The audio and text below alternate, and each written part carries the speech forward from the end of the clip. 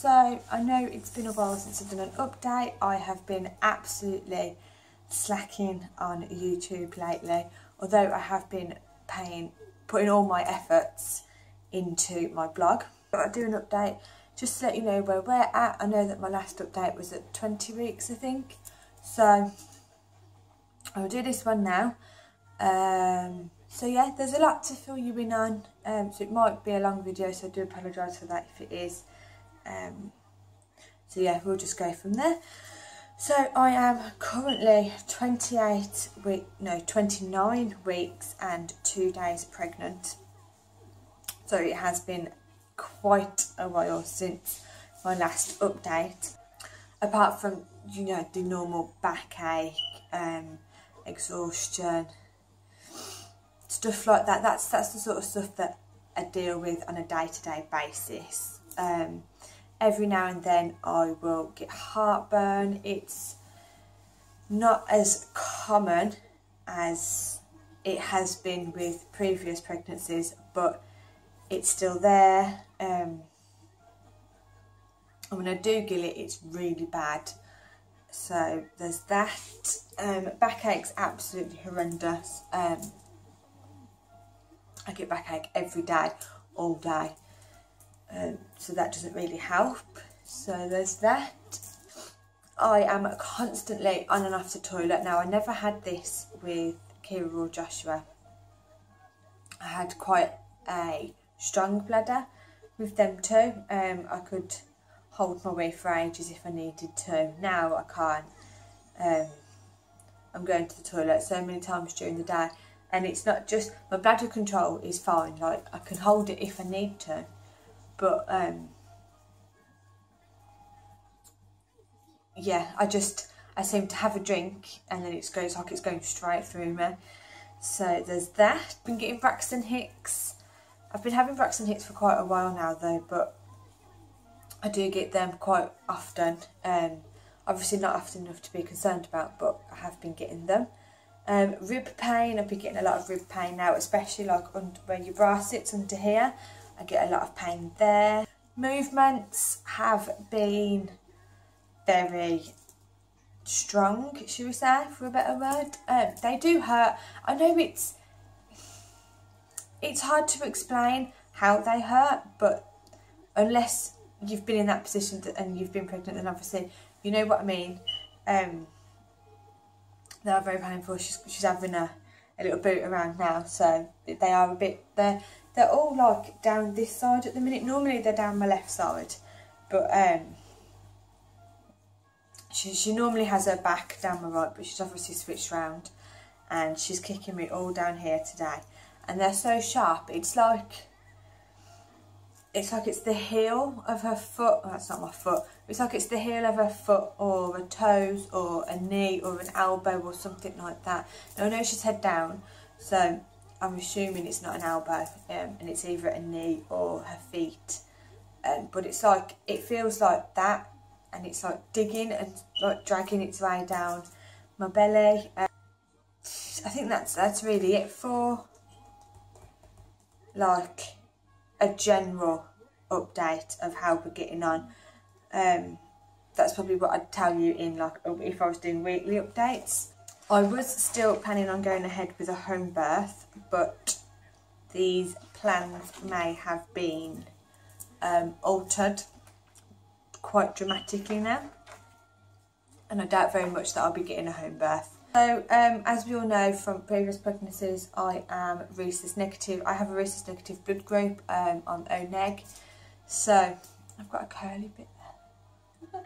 So because I'm rhesus negative, I have to have the anti-D shot. And I have the anti-D shot at 28 weeks. Obviously, because I am community led, which means I get dealt with out of the hospital, so I get dealt with at home or at the GP surgery by a community midwife. Normally I would go to the community centre to have bloods taken, but because I have to have my anti-D shot, I go to the hospital for that appointment. So for my 28-week midwife appointment and my 28-week bloods, I have to go to the hospital so that they can administer the anti-D. So we went to the hospital last Thursday, I think it was. Yeah, last Thursday. So we're on Tuesday now, so it wasn't long ago, but it was a few days ago now. So when I got there, they weighed me. The first thing they'd done was blood pressure. My blood pressure was, it's gone, 112/64, which is normal. They checked my urine, there was no abnormalities in my urine, and they weighed me, and I was 75 kilos. So at 28 weeks I was 75 kilos. Yeah, I think I was just shy of 12 weeks at my 12-week scan, but I was 67 kilos. So in 16 weeks I've gained 8 kilos. 8 kilos is roughly 17 pounds. So I'm doing quite well in that aspect, considering that I have been absolutely just eating my life away, to say the least. Not so much meal-wise, but I snack a lot, which probably puts me off my food. But yeah, I do snack a lot. So there was that, and then I had to go and have the midwife check, so where they measure your belly and listen to the heartbeat, and they ask you how movements are and stuff like that. So we had the hospital midwife, and she was lovely. And I think I couldn't fault her. She reminded me about my whooping cough jab that I need to have, which I need to book. I had it with Kira and Joshua, so I know I'll be having it again this time, so I need to book that in at the GP surgery. Yeah, and she just asked me about my general well-being, how I was feeling and stuff like that. And then we listened to baby's heartbeat, and she was fine. I think she measured 144 beats per minute, which is slightly faster than Joshua but slower than Kira's. If I remember right, Kira was about 150 something, and then Joshua was 130 something, so she's like in between those two. And then she obviously had a feel of my bump. She told me that baby was head down. She's not engaged, which is perfectly fine. I'm not bothered about that. And she's head down, and her back is out, like she's not back to back basically, so she's in a good position for birth. As such, if she was engaged, we'd be like, well, hey, let's go. But she was doing fine. And then they measured my uterus, so they got the I don't have it with me, I think we've lost that. They got the little tape, like little paper tape measure thing out, and obviously measured the top of my uterus to the top of my pubic bone.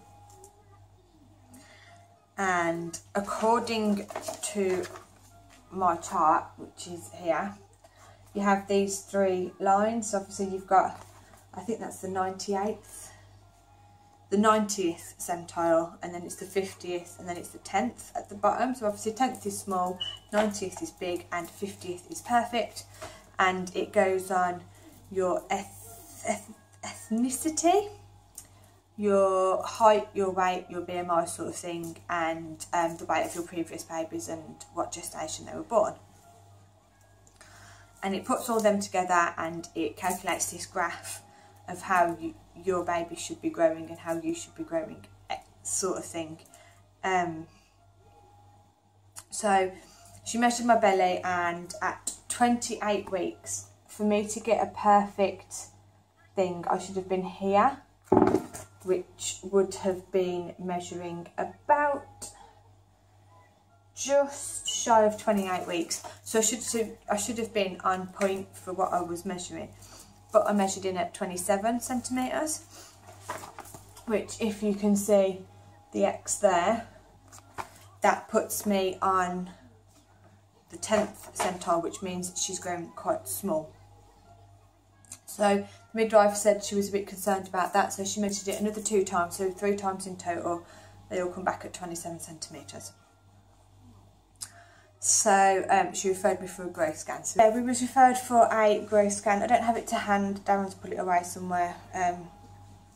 But we got to see her and see how she was, see how she was growing and stuff like that. So that was when the sonographer plotted her here on the chart, which means that she's below the 10th percentile line, which means that she's quite small for her gestation. So that's when everything went up in smokes, basically, and that's when everything changed, basically. So we got sent back around to the midwives, to see the midwives, where I then had my bloods taken, and as you can see, I have a nice bruise from my bloods. It's not as dark as it was last week, but they were really bad. Normally when they take my bloods, I don't bruise, I don't mark, nothing, I'm fine. This time it was the most painful bloods I've had taken ever. It was just, I felt everything. I felt it go in, I felt it come out, I felt it wriggle the needle around. It was just so painful, and obviously, as you can see, I've been left with a nasty bruise. Normally they sit there and they talk to me and they make me relax and make me feel a bit comfortable. This one didn't. She just went, right, which arm do you want it in? Jab, done. But obviously I know that she's been doing that, you know, they do it all day, every day, but you still got to be nice about it, haven't you? So, but yeah, that's fine. We had bloods taken. I'll get my results for them back when I next see the midwife at 31 weeks. So I am seeing her the 27th of June, I think she said. I think she texted me saying the 27th of June. So I think that's when I'm seeing my midwife. And obviously I'll have to explain all this to her. So after we had our bloods taken, I had to wait around to see a consultant. We eventually got to see the consultant. It took us ages to see the consultant, but we got round to seeing him anyway. And he explained everything to us and what it all meant and what would happen if, in like the worst case scenario sort of thing. So the consultant basically told us that we have to have fluid level checks and Doppler scans to check the blood flow from the placenta through the cord to the baby weekly. Sometimes they might want to check twice a week, but as far as I'm aware, at the moment it's weekly. And then growth scans every 2 weeks. So he said that they'll be checking her weight and stuff like that, and like measuring her and making sure that she's how she's growing. So he said that if she has a good weight gain and she goes above the 10th percentile, that I can continue my home birth, go back to midwife-led care, and everything will be fine, everything will be normal, and I'll be treated just as back to a low risk pregnancy again. If she stays where she is, so below the 10th percentile, if she stays below it but has a steady weight gain and follows that curve, then they will think about inducing me at 37 weeks to get her out, just so that they can see that she's all going to be alright, and because she'll have a better chance of gaining weight on the outside world rather than inside.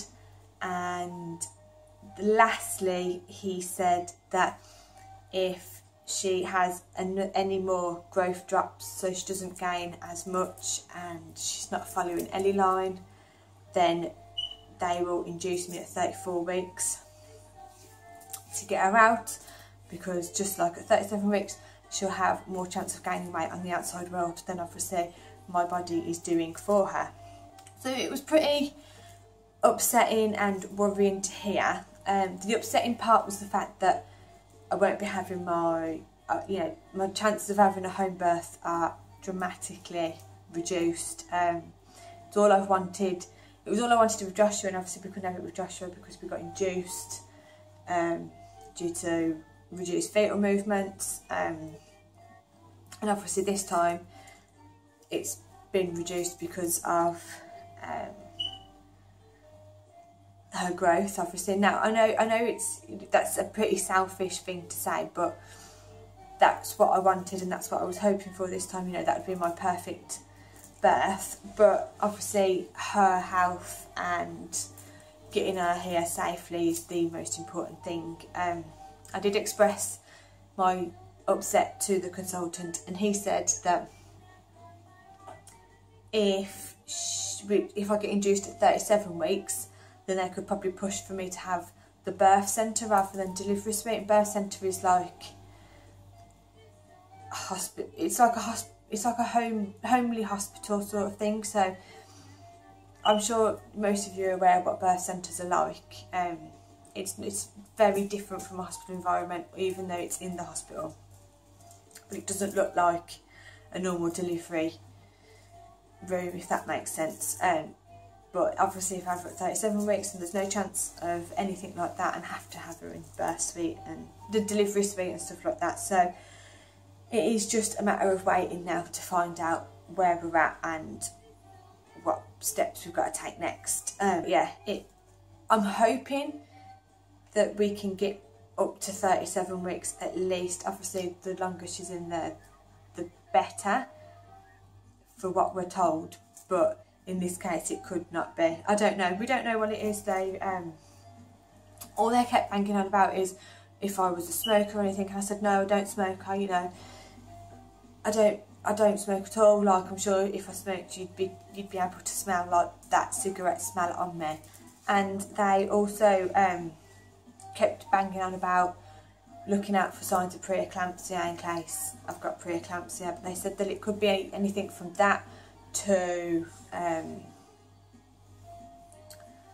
you know, something, my placenta not working as well as it should be, or just the fact that she's a small baby. But they said that if she was going to be a small baby, she'd have been a small baby from the start. If I show you my growth scan, this is my growth scan, as you can see, and I shouldn't really be showing you this, but so but this was the 20-week scan. So she was measuring fine at 20 weeks, apart from here, her head circumference was a bit smaller, but everything else was measuring normal at the 20-week scan. And then obviously she's had a drop in growth, apart from this one where she's still following that curve, but she's had a drop in growth on her abdominal circumference and her femur length. So they said that if she'd been small at the 20-week scan, then they probably would have classed her as a small baby, but because she's not grown as much as they've expected her to, that it could be an underlying issue. That's what they're keeping an eye on. So yeah, that's where we're at. I had my first food level check and blood flow check scan yesterday, so my doctor scan yesterday, and everything was fine. The blood flow was fine. She didn't say anything bad, she didn't say anything was wrong, so I'm assuming everything was fine. And my fluid's grown, like I've increased in fluid size since the last scan, so I'm assuming everything's fine. Now I'm just waiting for an appointment for my growth scan. I should have my growth scan next week now, so just have to see how that goes. So yeah, that's where we're at 29 weeks. So it's a worrying time, but I'm in good hands, I guess. They're keeping an eye on me. They were quick enough to spot it when they did, so we'll just go from there and see what they say at this next growth scan, and hopefully that will give us an indication of where we'll be with regards to inductions and preterm labour and stuff like that. I'll wrap this video up because it's getting a bit lengthy, and I'll give you a shot of my bump so you can see how we're growing. Yeah, and then I'll leave it at that. So here is my bump. Here's my 29-week bump.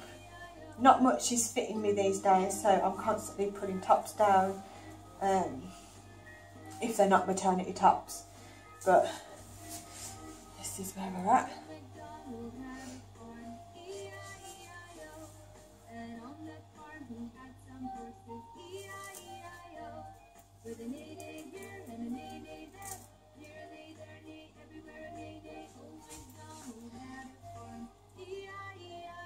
My belly button's all out now, which is lovely to see. This way, what I have noticed is I do feel like I'm carrying her a lot lower than I did Kira and Joshua.